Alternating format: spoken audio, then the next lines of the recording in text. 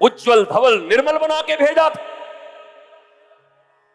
जिस सनातन संस्कृति में 16 संस्कार ही प्रमुख हैं, मैं पूछता हूं काली मंदिर और हनुमान जी के इस दिव्य स्थान पर हाथ उठा करके बताओ कितने लोग हो जो 16 संस्कार के नाम भी जानते हो।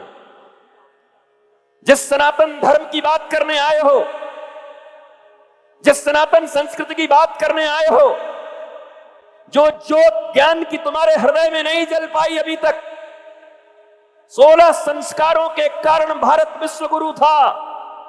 16 संस्कारों के कारण 5 वर्ष की अवस्था में ध्रुव और प्रहलाद भगवान को बुला ले रहे थे। दर्शन करने नहीं जाते थे, भगवान को आना पड़ता था। 5 वर्ष की उम्र में तुम्हारे बच्चे 5 वर्ष की उम्र में कैडबरीज मांग रहे हैं तुमसे। कैडबरीज खाएंगे, आंख मुंह और नाकों में उंगली करके घूम रहे, उसके बाद भी तो बच्चा है महाराज जी, बाद में सीख जाएगा। ध्रुव तो 5 साल में भगवान बुला लिया, तुम्हारा वाला कब सीखेगा?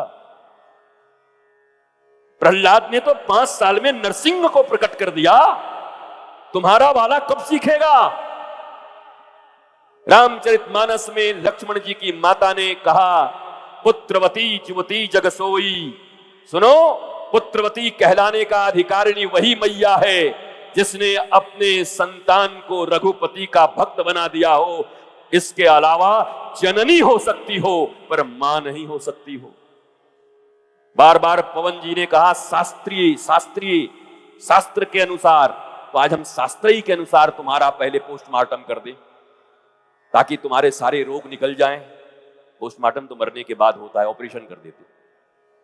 ऑपरेशन होगा तो निरोगी हो जाओगे। शास्त्र के अनुसार ही पूछ रहा हूं। सनातन संस्कृति में 16 संस्कार बनाए गए। गर्भाधान पुंसवन से लेकर विवाह भी एक संस्कार है, पर आज के समय में केवल एक संस्कार है। मजबूरी में मर जाओगे तो करना ही पड़ेगा, अंतिम संस्कार। बाकी 15 कहां गए? कहां गए वो 15 संस्कार जिसके कारण भारत विश्व गुरु और सोने की चिड़िया थी? कॉन्वेंट की पढ़ाई, अंग्रेजों के कानून, और हमारा तुम्हारा भी एक ही सिद्धांत है, एक ही मंत्र है, बाप बड़ा ना भैया, सबसे बड़ा रुपया, ताता थैया ताता थैया। इससे बड़ा मंत्र है कोई? बताओ हो तो। इस दुनिया में सबके एक ही मंत्र हैं और अपने बच्चों को भी हम वही मंत्र सिखा रहे हैं। ए सुन, बड़ा होकर के तुझे ये गाड़ी लेनी है, BMW लेना है, फरारी लेनी है, ले तो लेता है, अमेरिका और कनाडा में जाके रहने लगता है और मुंबई के फ्लैट में मां मर जाती है और 3 महीने के बाद उसके लाश निकलते हैं उसमें से। जिन्होंने पढ़ाया, जिन्होंने लिखाया, जिन्होंने भेजा, उनकी लाशें सड़ गई, पुत्र को खबर नहीं है। ऐसी भी क्या जिंदगी जीनी है जहां न बेटा तुम्हारे साथ रह सकता है, न तुम्हारी पुत्री, न तुम्हारा परिवार। बुढ़ापे की मार अकेले दंश झेलते हो। अभी पिछले दिनों हम केरल के गवर्नर थे आरिफ मोहम्मद, वो बैठे थे। मैंने उनसे पूछा भरी सभा में, भारतवर्ष में सबसे ज्यादा लिटरेट अगर कोई स्टेट है तो वो केरल है, 97% लिटरेसी। मैंने पूछा कि जिस राज्य में सबसे ज्यादा लिटरेसी है वहां सबसे ज्यादा वृद्धाश्रम क्यों है? वृद्धाश्रम कहीं बने, ये खुशी की बात है कि भारत के लिए शर्म की बात है? बताओ। अरे बताते नहीं। जहां श्रवण कुमार जैसे बच्चे अपने अंधे माता पिता को अपने कंधों पर टांग कर चारों धाम की यात्रा कराते हैं, सत्संग कराते हैं, उस देश में अगर ओल्ड एज होम और वृद्धाश्रम बढ़ रहे हैं तो यह भारतीय सनातन संस्कृति का विनाश है या विकास है? यह प्रश्न तुमसे है, तुम्हें इसका जवाब ढूंढना हो। यह धर्म यहां आकर के आपकी चापलूसी करने के लिए नहीं आया। कि आ गए, हाँ ये फलाने जी हैं, अच्छा अच्छा बड़ा बढ़िया, बहुत चंदा देते हैं, चंदे का धंधा अपने पास रखो। हमारे गुरु की कृपा से इस एकेडमिक क्वालिफिकेशन की भी कोई कमी नहीं, और जिनके पास ज्ञान होता है उनके पास कभी लक्ष्मी की कमी नहीं होती है। पूरे भारत में अपने हृदय से घूम घूम करके मां भारती का और सनातन धर्म का प्रचार करता हूं, कुछ मांगने की जरूरत नहीं होती है, लेकिन देने का आदत रखो। जो लोग संस्कृति के लिए लड़ रहे हैं, जो लोग संस्कृति के लिए काम कर रहे हैं, जरूर उनको अपना बेटा समझना। मुझे नहीं चाहिए, तुम्हारे चढ़ावे भी यहीं चढ़ाना, और फिर कहूं चढ़ावों से हनुमान चालीसा और गीता घर में खरीद के लाके कहना अपने बेटे को कि तुझे रोज एक चौपाई पढ़नी है, बाद से पढ़ के तू याद कर, तो शायद ये भारत पुनः सनातन संस्कृति के पराकाष्ठा पर बैठकर विश्व गुरु बन जाएगा, और सारा दुनिया भारत के पीछे पीछे चलता हुआ भारत को प्रणाम करेगा। अगर हम ये करेंगे तब। ये रोने से कुछ नहीं हो। आस्था अच्छी है, प्रणाम करिए, आइए। पर एक बात मैं आपसे पूछता हूं मेरी माताओं, तुम्हारा बच्चा तुमको दिन में 5 बार प्रणाम करे, खूब चरण स्पर्श, और तुम कहो बबलू एक गिलास पानी ले आओ, नहीं मम्मी मैं नहीं करूंगा, नीता से मांग लो ना।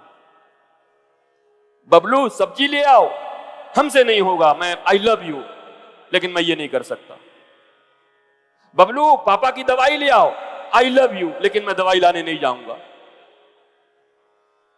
बबलू आटा ले आ, आई लव यू मम्मी लेकिन मैं आटा लाने नहीं जाऊंगा। तो तेरे लब का अचार बना के खाऊं? ऐसा लब किस काम का? लब है पर कर्म नहीं है। कर्म नहीं चिंता सत्य, पिछिल पूर्ण नरक पथ। क्या ऐसे बेटों को तुम पसंद करते हो? क्या ऐसी बहुएं तुम्हारे घर में आती हैं, पप्पा जी हम आपको बहुत प्रेम करते हैं, पर चाय भी एक कप न दे उठ के। पप्पा जी उठे 5 बजे और बहू उठे 12 बजे, पसंद आती होगी? बेटे पसंद आते होंगे? ऐसे नहीं आते। प्रणाम अपनी जगह है, प्रणाम का परिणाम अगर जीवन में नहीं है तो किस बात का प्रणाम है?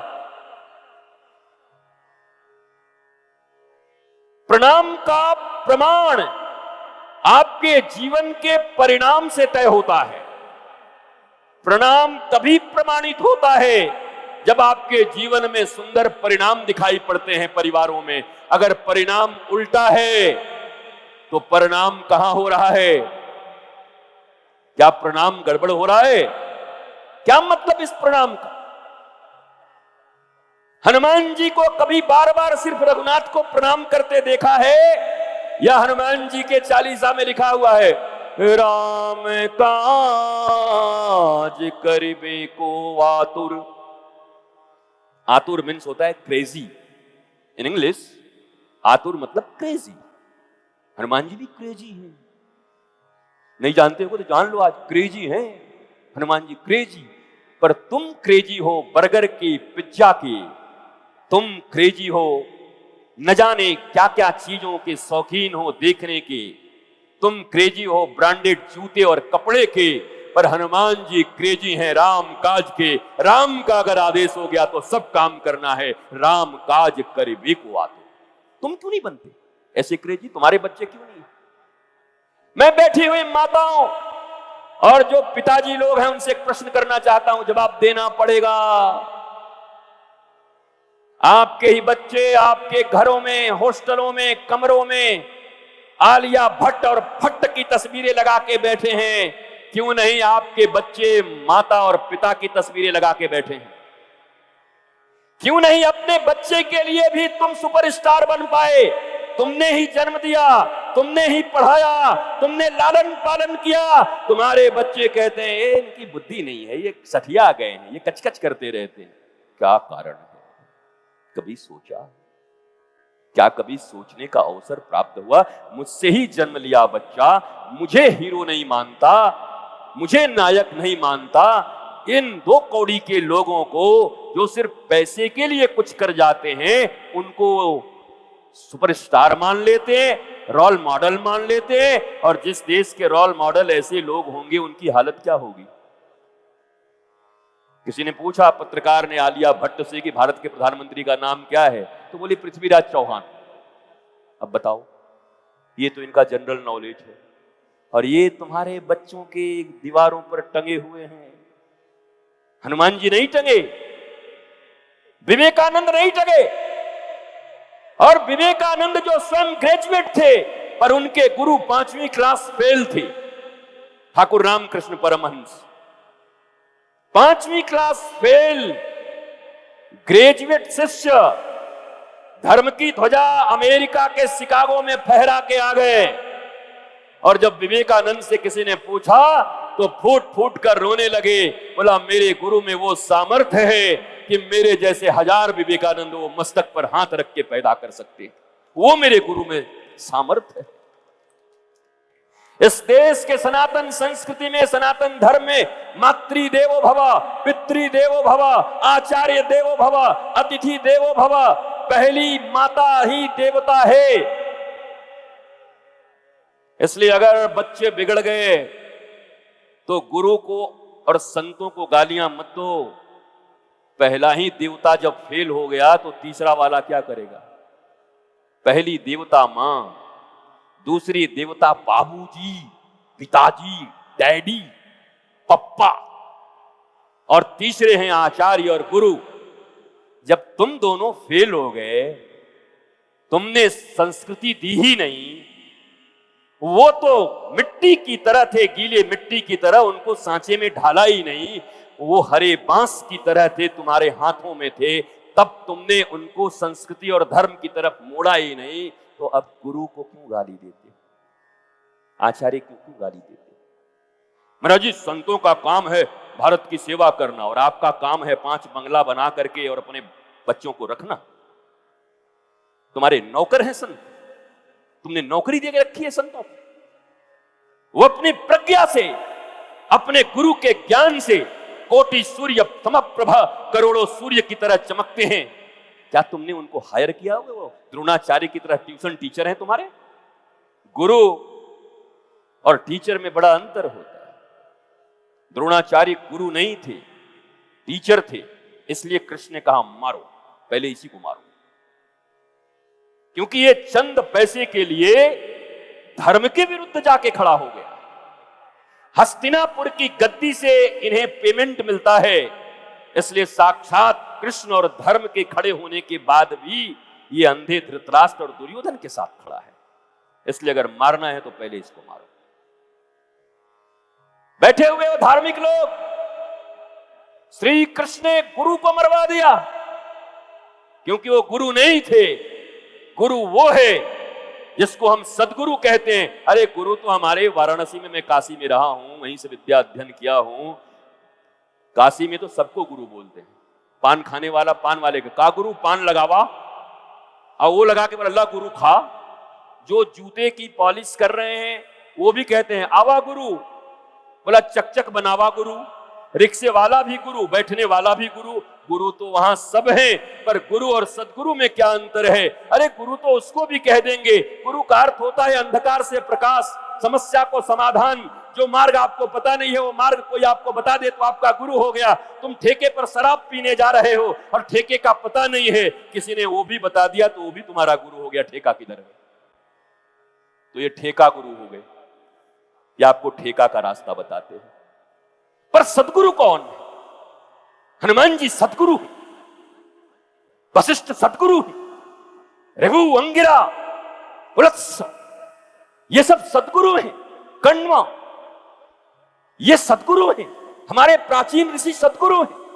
सदगुरु का अर्थ है इस दुनिया में तुम्हें कोई मार्ग बता दे, रास्ता बता दे, वो गुरु है। परंतु जो सत्य सनातन परमात्मा का मार्ग तुम्हें बता दे वो सदगुरु है। और सबके जीवन में सदगुरु होना आवश्यक है, जो कृष्ण का मार्ग बता दे, जो राम का मार्ग बता दे, और जो हनुमान का मार्ग बता दे। पंजाब वालों, खाते तो बहुत हो पर तालियां बहुत कम बजाते हो। खाते तो तुम बहुत हो, हमने सुन रखा है मूली के पराठे और बढ़िया चीज और पनीर और क्या क्या, पिन्नी। महाराज क्या आइटम है पिन्नी, और बताओ घी का सुंदर पिन्नी बने यहां पर ऐसे बैठे हो जैसे 4-5 दिन से भूखे हो। हम कुछ नहीं कर पा रहे। ये देश है वीर जवानों का, यहीं से तो निकला है। अलबेलों का मस्तानों का इस देश का यारो क्या कहना। तो आप पंजाब में रहते हैं, पंजाब की मिट्टी की खुशबू तो होनी चाहिए आपके भीतर। वो वीरता, वो शौर्यता, वो तेजस्विता, वो ओजस्विता, वो धार्मिकता, वो सब आपके भीतर में होनी चाहिए। और मैं आपको वृंदावन के आनंदम धाम की ताली बजाने सिखा देता हूं, जिससे कई रोग दूर हो जाएंगे। दोनों हाथ ऊपर करो।